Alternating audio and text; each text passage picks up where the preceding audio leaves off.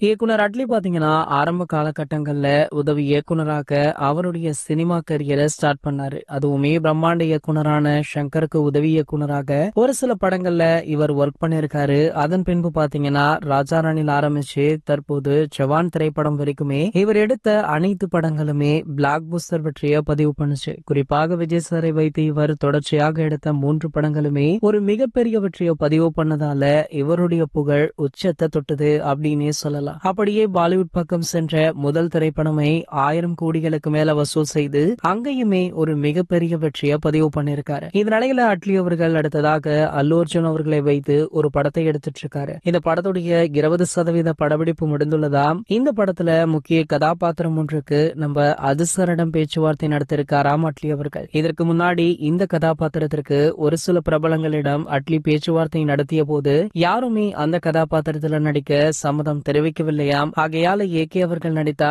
நன்றாக இருக்கும் அப்படின்னு அட்லி அவர்கள் முடிவு பண்ணி ஏகே அவர்களிடம் அண்மையில இந்த படத்துடைய கதையை சொல்லியிருக்காரா. சோ கூடிய விரைவிலேயே நம்ம அதிசர் நல்ல செய்தி சொல்லுவார் அப்படின்னு அட்லி அவர்களுமே காத்துட்டு இருக்காரு. இது போன்ற சினிமா செய்திகளை பத்தி நீங்க உடனே தெரிஞ்சுக்க நம்மளுடைய சேனலை மறக்காம சப்ஸ்கிரைப் பண்ணிக்கோங்க.